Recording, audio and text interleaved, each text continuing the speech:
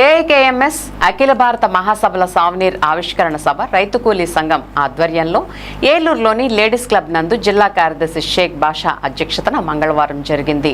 ముందుగా సావనీర్ను దారిదీపం పత్రికా సంపాదకులు డివిఎస్ వర్మ ఆవిష్కరించి మాట్లాడుతూ రైతు కూలీ సంఘం అఖిల భారత స్థాయిలో ఏర్పడటం రైతు కూలీ ఉద్యమాలకు శుభ పరిణామమని అన్నారు. పోరాట పటిమగల రైతు కూలీ సంఘ మహాసభల సావనీర్ ఆవిష్కరించే అవకాశం తనకు కల్పించడం గర్వంగా ఉందని అన్నారు.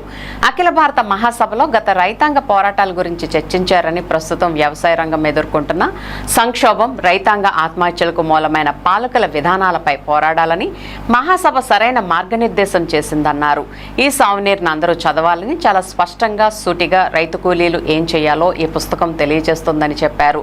ప్రధాన వక్తగా వచ్చిన ఏఐకేఎంఎస్ఏ అఖిల భారత అధ్యక్షులు ఎస్ ఝాన్సీ మాట్లాడుతూ కేంద్ర రాష్ట్ర ప్రభుత్వాలు అనుసరిస్తున్న సామ్రాజ్యవాద అనుకూల విధానాల మూలంగా అన్ని రాష్ట్రాల్లోనూ రైతాంగం తీవ్రమైన సమస్యల్లో కూరుకుపోయారని తెలిపారు. రైతాంగం పండించే పంటలకు గిట్టుబాటు ధర కల్పించాలని రైతాంగం దీర్ఘకాలంగా పోరాడుతున్న కేంద్రంలోని మోదీ షాల ప్రభుత్వం పెడచెవిన పెడుతుందని అన్నారు. రైతాంగం, కార్మికులు, గిరిజనులు, దళితుల సమస్యల పరిష్కారానికై సంఘటితంగా ఉద్యమాలు నిర్మించడమే తప్ప మరో మార్గం లేదని స్పష్టపరిచారు. ఈ సభలో బీకేఎంయు రాష్ట్ర ఉపాధ్యక్షులు బండి వెంకటేశ్వరరావు, రిటైర్డ్ ప్రిన్సిపల్ సంకు మనోరమ, రైతు కూలీ సంఘ రాష్ట్ర ఉపాధ్యక్షులు యు వీరబాబు, రైతు కూలీ సంఘం రాష్ట్ర కార్యవర్గ సభ్యులు ఎంఎస్ నాగరాజు, దళిత నాయకులు మామిడూరి మహంకాళి తదితరులు సావనీర్ను ఉద్దేశించి మాట్లాడారు.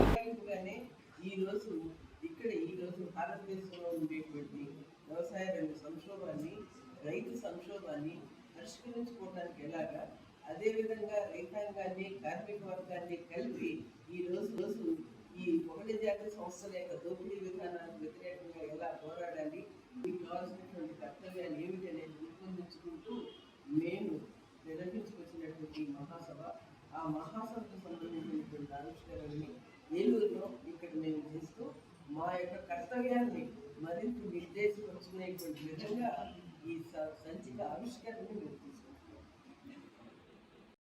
అప్పుల భారంలో ఉన్నారు.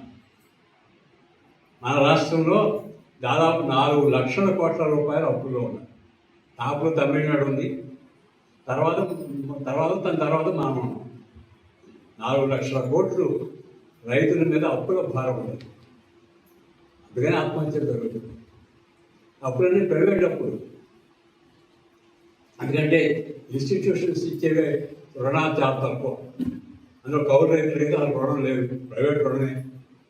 కానీ రుణం పీడ అనేది చాలా విపరీతంగా ఉంది. నేను ఎక్కడ చిన్నవారు చదివాను, ఒక మహారాష్ట్ర అనుకుంటా.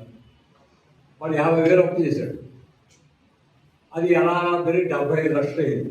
ఎందుకంటే అక్కడ వడ్డీ రేట్లు 3 రూపాయలు, 4 రూపాయలు, 6 రూపాయలు. వడ్డీ రేటుతో 75 లక్షలు అయింది. వాడు కిడ్నీ అమ్ముకోవాలి. తర్వాత ఏదో పరీక్ష పెడితే వాడు ఒక కిడ్నీ ఏదైనా మిస్టేక్ వచ్చింది. మిస్టేక్ వస్తే ఎందుకు మిస్ అయింది అనేది ప్రోబ్ చేస్తే వాడు అడిగితే వాడు చెప్పాడు, అప్పు తీర్చడానికి చేశాను. అందుకని మిగిలిన వాడు ఆత్మహత్య చేసుకోండి. అప్పుల యొక్క తీవ్రత అంత పెద్ద ఎత్తున ఉంది. కానీ ప్రభుత్వాలు ఏం చేస్తున్నాయి మీకు తెలుసు, అది రిపోర్ట్లో కూడా ఉంది.